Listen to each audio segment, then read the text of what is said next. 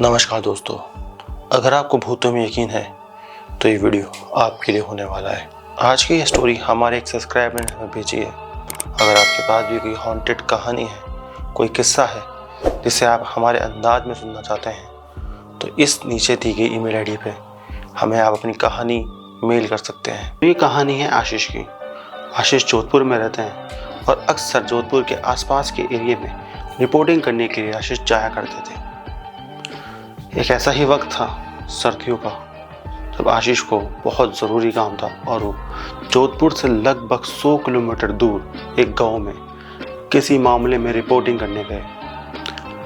Reporting के दौरान वो अकेले थे और उन्हें बहुत वक्त लग गया बहुत सारी कार्रवाई के अंदर।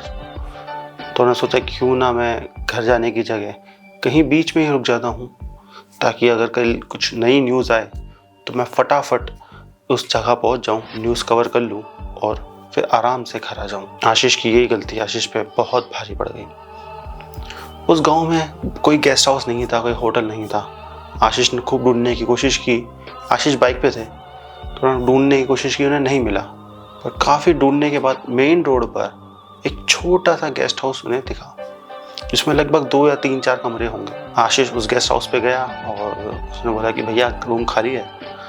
तो वहाँ पे एक गार्ड बैठा था जिसका नाम था रामोतार। तो गार्ड ने बोला कि सर यहाँ कोई रूम नहीं है, आप यहाँ से चले जाइए, हम यहाँ पे नहीं देते।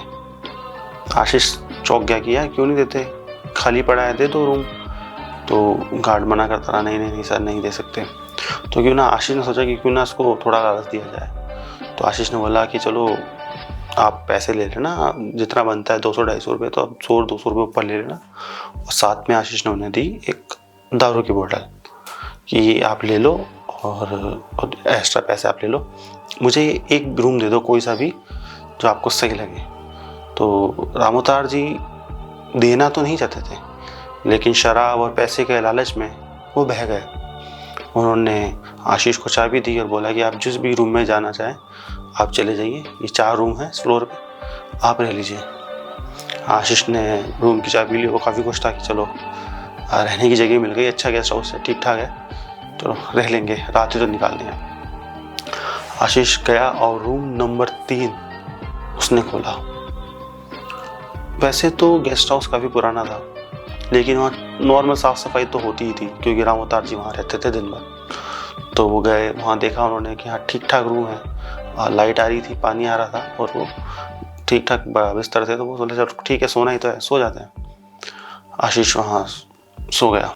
लगभग 2:02 हुए थे। ऐसा लगा कि किसी ने आशीष का दरवाजा खटखटाया, ठक ठक ठक। आशीष की एकदम से आँख खुली और उसने देखा यार इतनी रात को कौन आया है, क्या गेस्ट वेस्ट तो नहीं आ गया, या फिर कोई रामोतार जी कहीं पी के मुझे परेशान करने तो नहीं आ रहे। तो आशीष उठा, उसने अपनी आँखें मसली और देखने गया तो कोई नहीं था बाहर। उसने पूरा अच्छे से देखा, भाई कॉरिडोर में देखा, वहाँ कोई नहीं था। आशीष सोचा कि यार पुराना गेस्ट हाउस है, हो सकता है कोई चूहे हों या कुछ जानवर हो, या हवा से भी बच जाता है कई बार। तो उसने ध्यान नहीं दिया, वो आगे वापस सो गया। लगभग 2:30 बजे एक बार फिर अजीब सी आवाज़ आशीष को आई, जैसे कि कोई चल रहा है उस कमरे के अंदर। आशीष कच्ची नींदों में तो उसने उठ के देखा तो कोई नहीं था। फिर सोचा कि यार ये साला पुराने घर में रह रहा हूँ, क्या क्या हो रहा है समझ नहीं आ रहा। उसने कानों में ईयरफोन्स लगाया और वो सो गया। 3:12 पर आशीष के वॉशरूम का नल चालू हो गया और पानी की आवाज़ बहुत तेजी से आने लगी। तो पानी की आवाज़ सुन के आशीष एकदम से चौंका। उसने ईयरफोन्स हटाया, कहाँ की आवाज़ आ रही है, और देखा बाथरूम की तरफ देखा तो वहाँ पानी भरा हुआ था। किसी ने, ऐसा लगा कि किसी ने नल खोल दिया। आशीष ने फटाफट नल बंद किया और वापस रूम की तरफ आया तो उसको अजीब सा कुछ दिखा। फर्श पर किसी के पैरों के निशान थे जो गीले थे और वो निशान उसके बिस्तर तक जा रहे थे। निशान जाने के थे, आने के नहीं।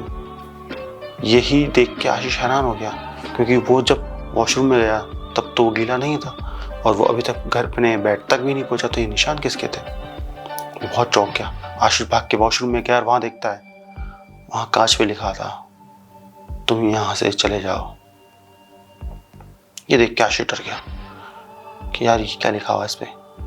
लेकिन आशीष को लगा कि यार शायद मैं थक गया हूँ, इस वजह से मैं हर चीज़ को गलत तरीके से जोड़ रहा हूँ, और हो सकता है कि ये जो लिखा हुआ है ये पहले कोई लिख कर चला गया हो जो मेरे से पहले यहाँ रुका होगा। तो उसने फिर से इस चीज़ को इग्नोर किया और अपने बिस्तर पे आके सो गया। वो आके सोया ही था, 15 मिनट बाद उसका एहसास हुआ कि कोई उसे देख रहा है। कई बार हम सोते रहते हैं, हमें लगता है ना कि कोई यार हमारे पास है या कोई सुन रहा है, कोई हमारे पास होता भी नहीं है। हमारे सिक्स सेंस हमें बताते हैं कि भाई कुछ तो है। वैसे आशीष को लग रहा था यार कि कोई देख रहा है मुझे, नींदों में हूँ पर कोई देख रहा है। तो वहाँ आँखें खोलता है तो उसको लगता है उसके सामने एक लड़की बैठी हुई थी। आशीष को देख के डर जाता है, भागता है, वो भागने की कोशिश करता है और गेट पर जाता है जोर से, लेकिन गेट नहीं खुलते। ऐसा लगा कि किसी ने गेट बाहर से बंद कर दिया है।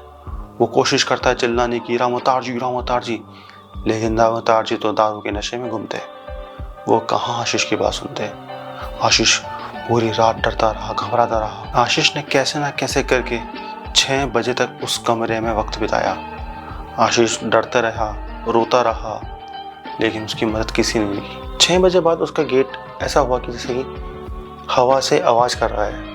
तो आशीष ने धक्का मारा तो गेट आसानी से खुल गया, जैसे कि वो बंद था ही नहीं। ये देख के आशीष और हैरान हो गया और वो भाग के नीचे गया और वहाँ रामोद्वार जी को उठाया कि रामोद्वार जी यार तुमने मुझे कौन सा रूम दे दिया। तो रामोद्वार जी नशे में बोलते हैं, भाई मैंने तो आपको मना किया था यहाँ मत रुको, यहाँ कोई नहीं रुकता, आपने ही गलती की। तो आशीष पूछता है कि आपको पता था ऊपर कौन है। रामोद्वार जी कहते हैं हाँ मुझे पता था ऊपर कौन है सर, आज से 4 साल पहले। कहते हैं कि यहाँ एक लड़की ने आत्महत्या कर ली थी और किस्मत से आप उसी कमरे में रुके जहाँ उस लड़की ने आत्महत्या की थी।